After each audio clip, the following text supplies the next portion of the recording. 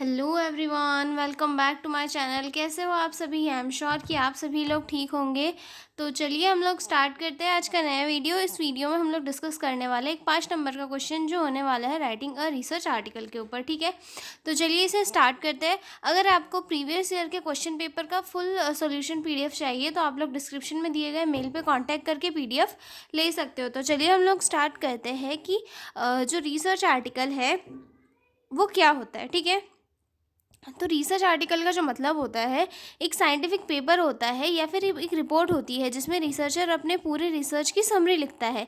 इसमें ये बताया जाता है कि स्टडी क्या किया गया है, कैसे किया गया है और इस स्टडी के क्या क्या रिजल्ट्स मिले। सिंपल लैंग्वेज में अगर मैं बताऊँ तो रिसर्च आर्टिकल एक लिखित डॉक्यूमेंट होता है जिसमें रिसर्चर अपने रिसर्च के रिजल्ट और कंक्लूजन को पब्लिश करता है ताकि दूसरे लोग जैसे कि डॉक्टर हो गए, नर्सेस हो गई और स्टूडेंट हो गए, वो सभी लोग भी उसकी रिसर्च को पढ़ सके और उनके लिए भी वो बेनिफिट भरा हो। ठीक है, फॉर एग्जांपल के लिए कोई स्टडी है, उसके ऊपर किसी पर्टिकुलर रिसर्चर ने रिसर्च की है और उसने अपनी जो आर्टिकल है उसमें दिया हुआ है, यानी कि रिसर्चर ने एक स्टडी की कि नर्सिंग के स्टूडेंट के ऊपर हैंड हाइजीन के नॉलेज के ऊपर एक स्टडी की रिसर्चर ने, और उसका जो लिखित फॉर्म होता है, जो रिटन फॉर्म होता है, उसको रिसर्च आर्टिकल के रूप में पब्लिश किया किसी भी बुक में या फिर न्यूज़पेपर में या फिर जर्नल्स में। ठीक है, तो ये क्या हो जाता है, एक रिसर्च आर्टिकल का हो जाता है कि भाई किसी भी रिसर्चर ने रिसर्च की और अपनी रिसर्च को थोड़ा समरी फॉर्म में, रिटन फॉर्म में किसी पब्लिकेशन या फिर न्यूज़पेपर में उसने प्रिंट किया ताकि दूसरे लोगों को पता चल सके। तो ये प्रोसेस क्या कहलाती है? रिसर्च आर्टिकल कहलाती है। ठीक है, अब इंट्रोडक्शन से पढ़ेंगे हम। A research article is a written summary of a completed research study. Research article क्या है? एक रिटन समरी होती है। समरी यानी कि उस इसका एकदम निचोड़ या फिर सारांश बोल सकते हैं। सारांश जो कि किसी कोई भी जो कंप्लीट रिसर्च स्टडी होती है उसका सारांश होती है रिटन फॉर्म में।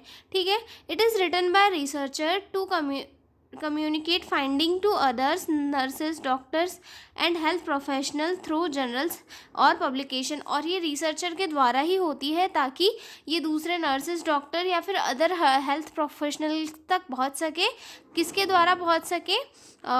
जनरल के द्वारा या फिर पब्लिकेशन, न्यूज़पेपर वगैरह के द्वारा दूसरे ये जो अदर प्रोफेशनल्स हैं उनके तक पहुंच सके ताकि उनके लिए भी ये बेनिफिट भरा रहे, और अगर उसमें कोई गलतियां हो या फिर कुछ उसकी लिमिटेशन हो तो वो भी एक्यूरेट वो कर सके। ठीक है, तो समझ में आ गया रिसर्च आर्टिकल क्या है। रिसर्च आर्टिकल एक ऐसी चीज़ है जिसमें रिसर्चर रिटर्न फॉर्म में जो अपनी स्टडी होती है उसकी समरी लिखता है और पब्लिश करता है ताकि दूसरे लोगों को भी वो इन्फॉर्मेशन जो है पहुँच सके। ठीक है, अब हम आगे देखेंगे purpose of writing a research article की। जो रिसर्च आर्टिकल लिखा जाता है उसके क्या पर्पस होते हैं।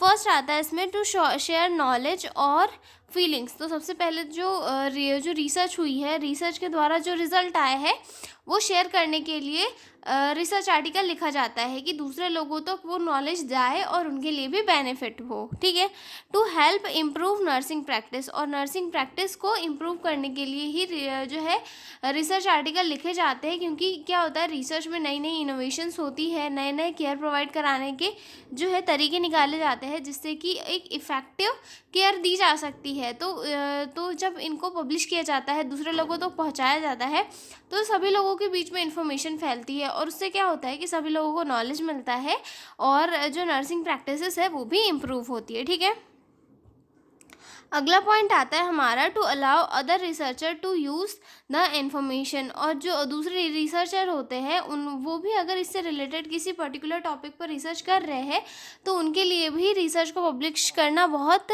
हेल्पफुल हो जाता है, क्योंकि हो सकता है अपनी रिसर्च से उनके रिसर्च के लिए कुछ डाटा मिल जाए तो ये उनकी रिसर्च के लिए बहुत बेनिफिशियल हो जाता है। ठीक है, to record and publish scientific work for future use. यानी कि रिसर्च ऑफिशियली डॉक्यूमेंट होती है जर्नल्स के फॉर्म में, तो क्या होता है कि आगे जब किसी को उसका यूज़ पड़ता है, नेक्स्ट जनरेशन जो नेक्स्ट रिसर्च करता है उनके लिए रेफरेंस में काम आता है, और साथ ही साथ जो फ्यूचर में वर्क होने वाले हैं उनमें भी यूज़ हो जाती है। ठीक है, और इसके थ्रू जो है साइंटिफिक रिकॉर्ड भी जो है मेंटेन रहता है, क्योंकि जो डॉक्यूमेंट है जर्नल्स के फॉर्म में वो सालों तक रहते हैं, तो हो सकता है फ्यूचर में अगर इसका कोई काम हो तो ये उसका यूज़ वहाँ पर भी हो सकता है। ठीक है, अब आगे देखते हैं स्ट्रक्चर और फॉर्मेट ऑफ रिसर्च आर्टिकल की इसका क्या स्ट्रक्चर होता है, ठीक है।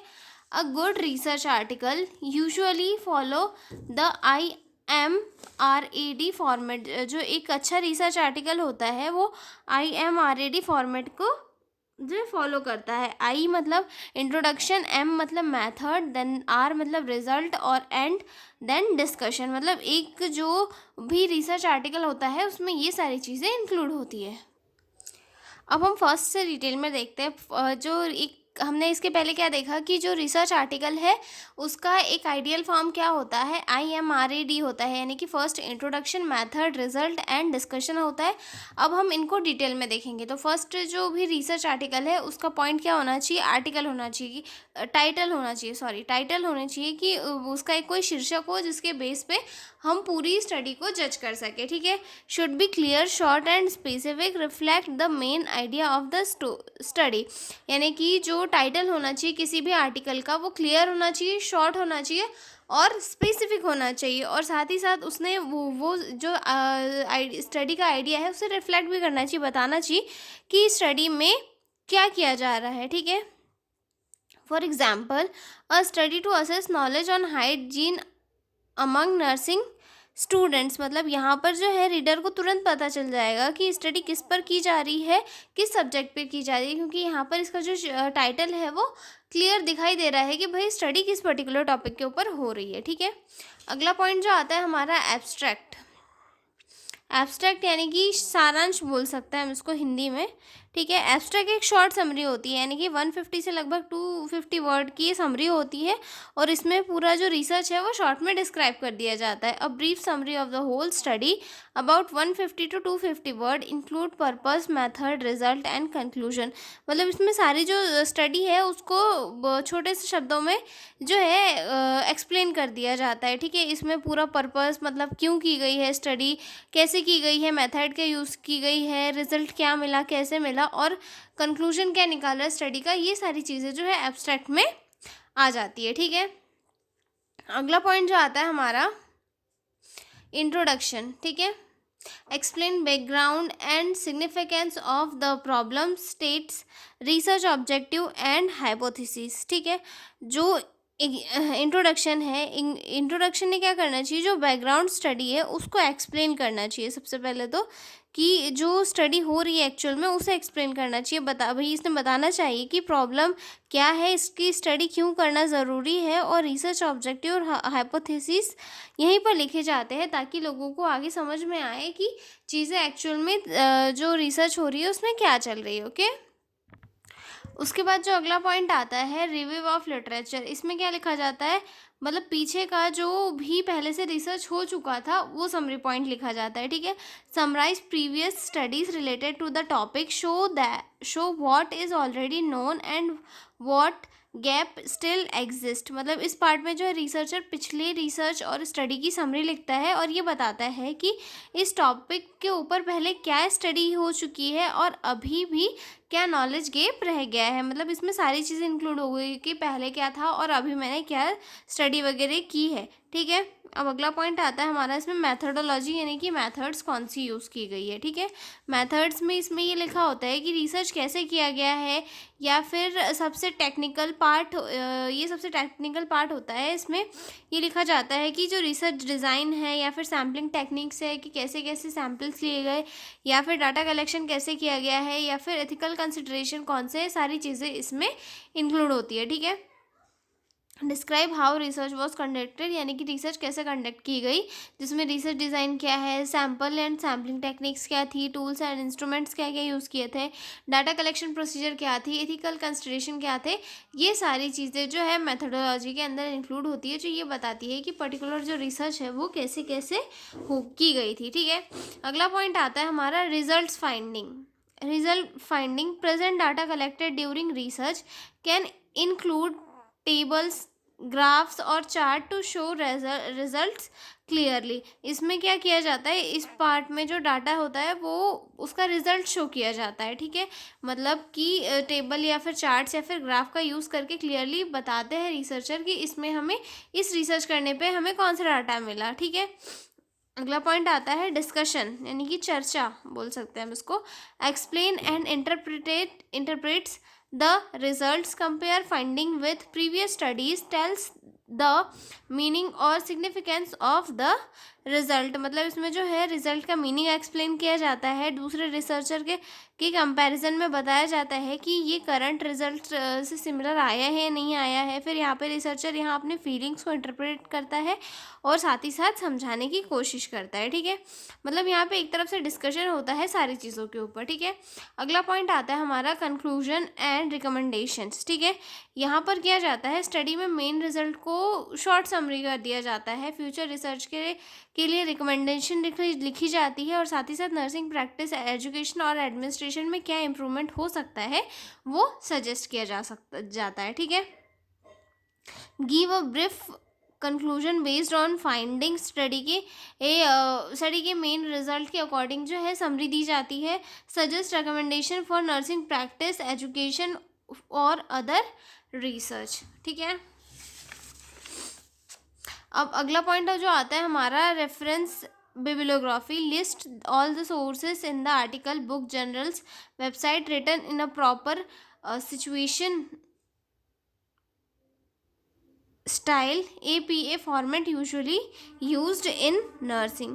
अब इसमें किया जाता है, इस पार्ट में जो है सारी बुक्स, जर्नल्स या फिर रिसर्च पेपर्स के नाम लिख दिए जाते हैं कि जिसने रिसर्चर ने जहाँ से इन्फॉर्मेशन कलेक्ट की थी उनके नाम लिखे जाते हैं ताकि उन्हें बिब्लियोग्राफी में लिखे जा सके। जैसे कि हम लोग करते हैं ना असाइनमेंट वगैरह बनवाते हैं तो उसमें फिर बिब्लियोग्राफी लिखते हैं कि हमने पर्टिकुलर डाटा कहाँ से उठाया, कौन सी बुक से लिया, तो वो सारी चीज़ें इसमें लिखी जाती है, ठीक है। अगला पॉइंट आता है characteristics of good research article, कि एक अच्छा जो रिसर्च आर्टिकल होना चाहिए वो कैसा होना चाहिए। तो सबसे फर्स्ट आता है इसमें, सबसे पहले तो उसने क्लियर होना चाहिए, ठीक है, क्लियर होना चाहिए, सिंपल होना चाहिए, इजी टू राइट होना चाहिए। देन सेकंड आता है फॉलो साइंटिफिक स्ट्रक्चर, उसने साइंटिफिक स्ट्रक्चर को फॉलो करना चाहिए। देन थर्ड आता है use valid and reliable data, हमेशा डाटा जो है वैलिड और रिलायबल होना चाहिए, फ्रॉड डाटा का कभी भी यूज़ नहीं करना चाहिए, ठीक है। Written ethically, no plagiarism related to nursing and health care. मतलब यहाँ पे जो है ये इथिकली रिटर्न होना चाहिए और साथ ही साथ ये जो है नर्सिंग और हेल्थ केयर से रिलेटेड होने चाहिए आर्टिकल, ठीक है। कि कैरेक्टरिस्टिक्स हो गए। अब इम्पॉर्टेंस देख लेते हैं। Help nurses to update knowledge, improve evidence based practice, encourage professional development, then contribute to nursing education and research growth, ठीक है। तो ये सारे हो गए इसके इंपॉर्टेंस। तो मिलते हैं अगले वीडियो में एक नए क्वेश्चन के साथ, तब तक ले बाय बाय। PDF नोट्स चाहिए हो तो डिस्क्रिप्शन में मेरा मेल दिया हुआ है, उस पर कॉन्टैक्ट करके PDF नोट्स ले सकते हो। तो मिलता है अगले वीडियो में, तब तक ले बाय बाय।